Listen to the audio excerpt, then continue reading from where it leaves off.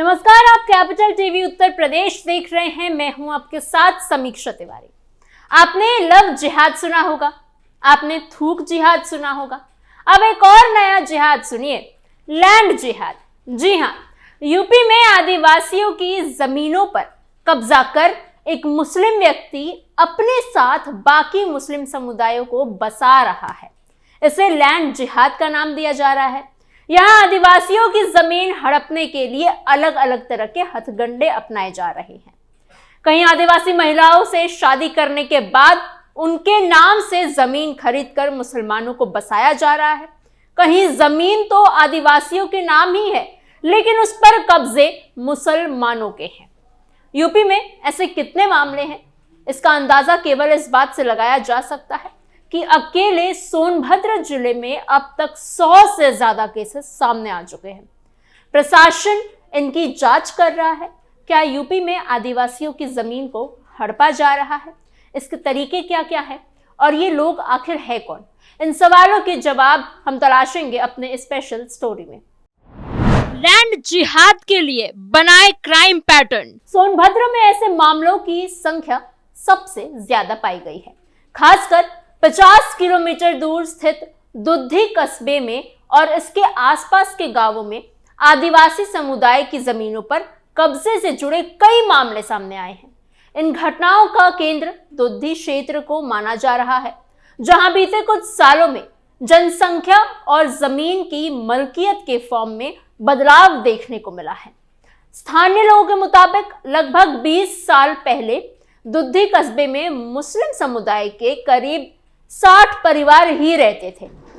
समय के साथ ये संख्या बढ़कर अब 202 परिवारों तक पहुंच गई है। जनसंख्या में इस बढ़ोतरी के साथ साथ जमीन की लेन देन, खरीद फरोख्त और मलकियत से जुड़े विवादों में इजाफा हुआ है। कई मामलों में आदिवासी परिवारों ने आरोप लगाया है कि उनकी जमीनों पर अवैध कब्जा किया गया है या उन्हें कानूनी प्रक्रियाओं की जटिलताओं में उलझाकर जमीन अपने नाम करा ली गई है। जब इन मामलों की डिटेल में स्टडी की गई तो जमीन हड़पने से जुड़े 4 प्रमुख पैटर्न सामने आए हैं। पहला, आदिवासी लड़की के साथ कुकर्म करना और उसके बाद शादी करना। दूसरा, धमकी देकर जमीन हड़पना। तीसरा, लव मैरिज करके जमीन कब्जाना। और चौथा, लालच देकर जमीन अपने नाम करा लेना। अब अगर इस मामले को एक एक करके समझे तो तस्वीर सामने आती है। वो बेहद गंभीर और चिंता पैदा करने वाली है। पहला पैटर्न जिस तरह के सामने आता है वो केवल जमीन का मामला नहीं रह जाता, बल्कि ये सामाजिक, कानूनी और मानवीय सवाल भी खड़े करता है। आरोप ये है कि आदिवासी लड़कियों के साथ कुकर्म किया जाता है। फिर जब मामला पुलिस तक पहुंचता है और एफआईआर दर्ज हो जाती है तो सजा से बचने के लिए उन्हीं लड़कियों से शादी कर ली जाती है। यानी अपराध पहले होता है, फिर उसी अपराध को दबाने के लिए समझौते का रास्ता निकाला जाता है। ये समझौता भी अक्सर दबाव, डर या सामाजिक मजबूरी में होता है। जाति नियमों को दरकिनार कर हो रहा लैंड जिहाद। इसी कड़ी में बहादुर अली का नाम सामने आता है। आरोप है कि बहादुर अली ने एक आदिवासी महिला के साथ कुकर्म किया। जब मामला बढ़ा और एफआईआर दर्ज हुई तो सजा से बचने के लिए उसने उसी महिला से कोर्ट मैरिज कर ली। बताया जाता है कि उसकी पहली शादी साल 1969 में हुई थी और दूसरी शादी 1986 में इस आदिवासी महिला से की गई। ये भी कहा जा रहा है कि शादी से पहले उस महिला का नाम दुलरिया था, जिससे शादी के बाद बदलकर रजिया नाम रख दिया गया। यहाँ सवाल केवल शादी का नहीं है, बल्कि ये आरोप भी जुड़ रहा है कि धर्म परिवर्तन करवाया गया है, वो भी जबरन, और इस पूरी प्रक्रिया का इस्तेमाल आगे जमीन खरीदने के लिए किया गया। आरोप ये भी है कि बहादुर अली ने अब तक करीब 19 जगहों पर जमीनें खरीदी हैं, लेकिन ये जमीन अपने नाम से नहीं बल्कि पत्नी के नाम से ली गई है। और जमीन के कागजों में जहां पति का नाम लिखा जाना चाहिए था, वहां पत्नी के पिता का नाम दर्ज कराया गया है। ऐसा इसलिए किया गया है ताकि आदिवासी जमीन खरीदने में आने वाली कानूनी अड़चन से बचा जा सके, क्योंकि नियम ये कहते हैं कि आदिवासी जमीन केवल आदिवासी ही खरीद सकता है। अगर किसी गैर आदिवासी का नाम सीधे सामने आता है तो जाति प्रमाण पत्र और मलकियत को लेकर सवाल उठ सकते हैं। बताया जाता है कि जब कन्हर परियोजना चल रही थी और मुस्लिम समुदाय के लोगों को पुनर्वास करना था, तब जमीन की लेन देन तेज हुए। इसी दौरान 2012 में तहसील में आदिवासी महिला का जाति प्रमाण पत्र बनवाने के लिए आवेदन किया गया था। इसके बाद 2013 से बहादुर अली ने जमीन खरीदने का सिलसिला शुरू किया। आरोप लगाने वालों का कहना है कि जब ये सब सोची समझी रणनीति के तहत हुआ ताकि कागजों में सब कुछ कानूनी दिखे, लेकिन असल में जमीन का असली नियंत्रण किसी और के हाथों में रहे। स्थानीय लोगों का कहना है कि यही पैटर्न कई जगह अपनाया गया।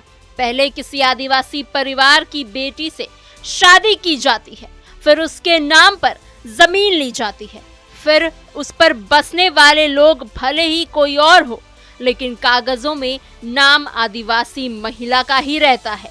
बाद में जब सर्वे या जांच होती है तो उसी महिला से बयान दिलवाकर जमीन का नियंत्रण दूसरे पक्ष को दिला दिया जाता है।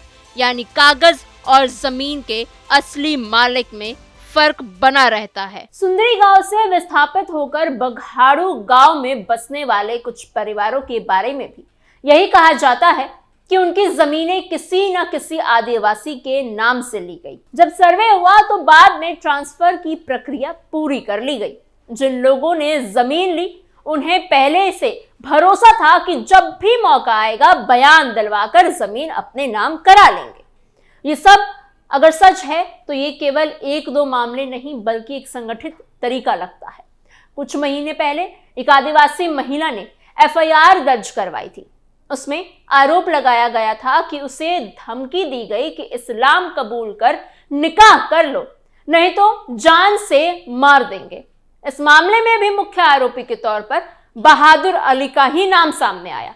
आरोप है कि अब वो अपने बेटे की शादी उसी महिला से कराना चाहता है जिसने FIR की, ताकि उसके नाम पर जमीन खरीदकर फिर से वही प्रक्रिया दोहराई जा सके। ये सुनकर किसी भी सामान्य व्यक्ति के मन में गुस्सा और चिंता दोनों आ सकते हैं। पीड़ित परिवार का कहना है कि उनके घर में 4 बेटियां हैं। जब वो कॉलेज जाती थी तो उनके पीछे लोग लगाए जाते थे। उन पर दबाव डाला जाता था कि शादी कर लो, धर्म बदल लो, घर बना देंगे, पैसा देंगे। इस डर और दबाव के कारण उन लड़कियों ने पढ़ाई तक छोड़ दी। यह स्थिति बेहद दुखद है। सवाल यह है कि क्या किसी भी समाज में बेटियों को डर के साए में जीना चाहिए? क्या उन्हें पढ़ने या बाहर निकलने से पहले ये सोचना पड़े कि कोई उनका पीछा करेगा या जबरन शादी का दबाव डालेगा? इन आरोपों के आधार पर कुछ बड़ी चिंताएं सामने आती है। पहली, आदिवासियों की जमीन की कानूनी सुरक्षा कितनी मजबूत है? अगर नियम है कि आदिवासी जमीन केवल आदिवासी ही खरीद सकता है तो क्या कागजी हेरफेर से इन नियमों को दरकिनार किया जा सकता है? दूसरी, क्या स्थानीय प्रशासन ने समय पर जांच की? और तीसरी, क्या पीड़ितों को पर्याप्त सुरक्षा और न्याय मिला? आदिवासियों की जमीन और बेटियों की सुरक्षा पर सवाल। सोनभद्र में ऐसे 100 से ज्यादा मामलों की बात कही जा रही है। इसके अलावा उत्तर प्रदेश के ललितपुर, बलरामपुर, बहराइच, लखीमपुर खीरी और चंदौली जैसे जिले में भी ऐसे आरोप सामने आने की बात कही जाती है। अगर ये पैटर्न सच है तो ये केवल एक जिले का मुद्दा नहीं है, बल्कि बड़े स्तर पर जांच की मांग करता है। लोगों का आरोप है कि इस पूरे खेल में जमीन पर बसना पहले कदम के रूप में लिया जाता है, बाद में कागजी प्रक्रिया पूरी की जाती है। अगर कोई विरोध करे तो उसे सामाजिक या आर्थिक दबाव में लाया जाता है। कहीं धर्म परिवर्तन का आरोप है तो कहीं धमकी का। ऐसे में स्थानीय समाज में अविश्वास और तनाव बढ़ना स्वाभाविक है। यह भी कहा जा रहा है कि उत्तर प्रदेश में जमीन के इस तरह के मामलों को रोकने के लिए अलग से कोई खास कानून है ही नहीं। कार्यवाही भूमाफिया, अवैध कब्जे या फिर जबरन धर्मांतरण जैसी धाराओं पर होती है। लेकिन सवाल उठता है कि क्या ये धाराएं पर्याप्त है? क्या इनसे आदिवासियों की जमीन और बेटियों की सुरक्षा पूरी तरह सुनिश्चित हो पा रही है? अगर किसी भी समाज में ये भावना घर कर जाए कि उनकी जमीन और सम्मान सुरक्षित नहीं है, तो वो समाज धीरे धीरे असुरक्षा में जाने लगता है। आदिवासी समुदाय पहले से ही आर्थिक और सामाजिक रूप से कमजोर माना जाता है। ऐसे में अगर उन पर दबाव या डर का माहौल बनता है तो ये और भी गंभीर बात है। इस पूरे मामले की सच्चाई जो भी हो, लेकिन आरोप इतने गंभीर है कि निष्पक्ष और गहराई की जांच जरूरी है।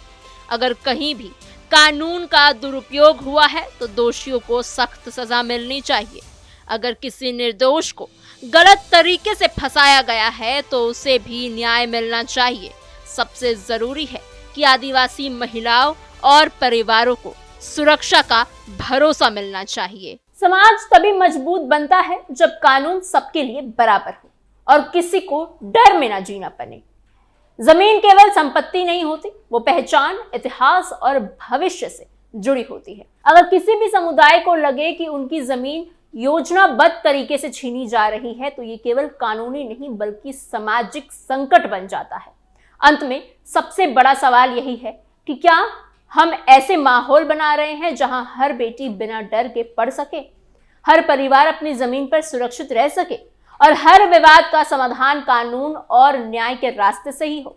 अगर नहीं तो ये हम सबके लिए सोचने वाली बात है। कानून का डर अपराधी को होना चाहिए, पीड़ित को नहीं। और जब तक ये संतुलन कायम नहीं होगा तब तक ऐसे आरोप, ऐसे तनाव और ऐसी कहानियां सामने आती ही रहेंगी। समाज और प्रशासन दोनों की जिम्मेदारी है कि सच को सामने लाया जाए, न्याय किया जाए और ये भरोसा दिलाया जाए कि किसी की जमीन और सम्मान पर कोई भी हाथ नहीं डाल सकता। आपको हमारी ये खबर कैसी लगी हमें कमेंट बॉक्स में जरूर बताइएगा। ऐसे ही और खबरों के लिए बने रहिए कैपिटल टीवी उत्तर प्रदेश के साथ।